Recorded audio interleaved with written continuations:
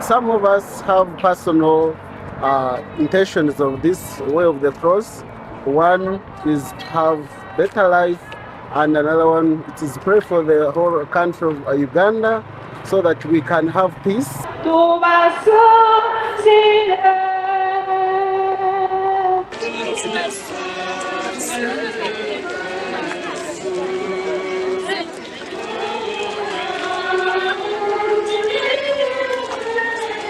Ekino kiwaabwe ky'Omukama Kristo evanjiri muwaffe tugambire ekirukwiza kubaho mubuza kutuzuna ow'ekitiinisa mubuza kutuzuna interera abantu twena okukwatanisa hamwe tukanyegera akasozi ka Kaluvaliyo tukabasa kukwatanisa na Kristo mu kubonabona kwe ari kusesesha gamaye nakisesera itwe abasisi abakatinda rahanga no tumusabe nitwe atwaze tubaze kwe butwaza kurungi bone kombe ko bukama bwa rahanga muri agency yitu nyamurungi ya Uganda.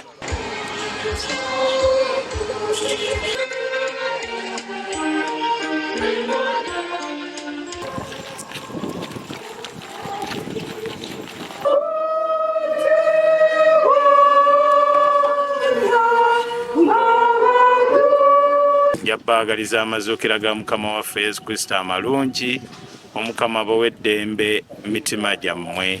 Twebaza Katonda okututuusa ku lunaku olwaleero era netumusaba atukuume bulijjo. Twebaza Katonda okunkuuma ekirabo eky'obulamu kye yampa wamu n'abaana bange n'atuusa ku mazuukira ge. Nga nze manyi nti olina okweyisa obulungi Mukama okuwa okusobola okuwa ky'osaba. Ewaka taata ne maama tujjumbire nnyo abaana okubayigiriza empisa ennungi abaagala Katonda kubanga okutya Omukama amagezi mwe gasookera.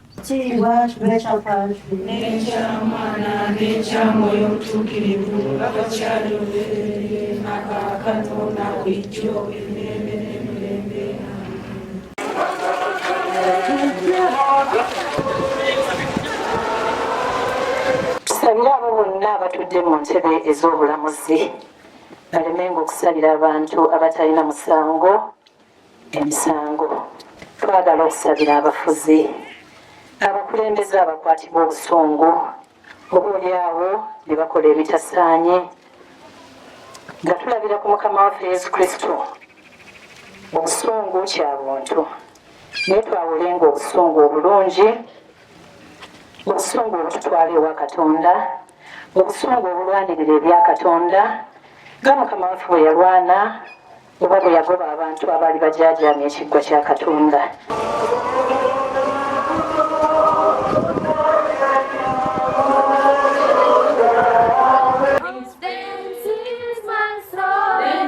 Nga abakkiriza mu Yesu Kristo oba Yesu Kristo twala okuyigiriza abaana bano nga bakula nti okukkiriza kwaffe kutandikira wano, kutandikira kuzaalibwa kwa Yesu Kristo, kufa kw'omwana Yesu Kristo ku musaalaba.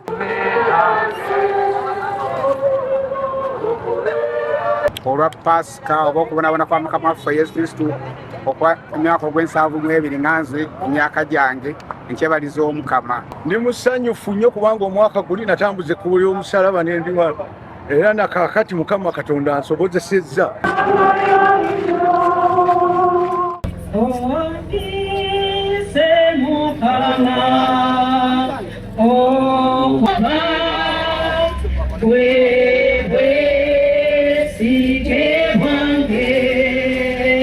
Mukama atubeere waliwo obusongasonga obutwawukanya ne Katonda bano baalina bujja bwe bamugambisa nti mukomerere. Waliwo engeri nnyingi eziri mu bantu ennaku zino ne weewuunya. Nabadde ndaba omusajja okusala abaana abatalina nsonga n'osala wano n'okasuka wali ng'olinga asala enkoko masana n'enkoko ogisala nsiba nnyama era neebaza Katonda si alina mukisa kugisala naye osiba nnyama n'okwata omwana n'osala n'okasuka wali bannange emitima saba Katonda afiddemu emitima egy'amayinja asibe mufu emitima egy'ennyama.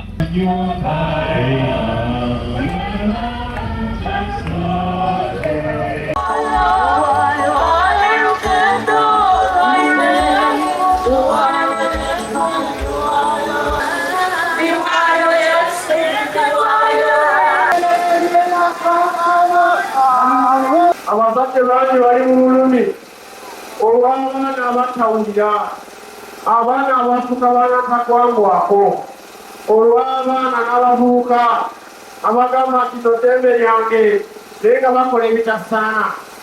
Eri abavubuka bonna n'abaana bonna, kubanga oyagala obeere n'eddembe tulina okutwala ekyokiiga ekya Yesu Kristo. Yali mwetoowaza ate nga muwulize ng'awuliriza abazadde. Twerumye era nga batwerumiza mu kisiibo kuba tukimazeeko mu kaseera kano okusooka okusomesa ebibi byaffe era tunatusonyiga abatukola obubi nga ffe tusomera abakola ki abatukola obubi.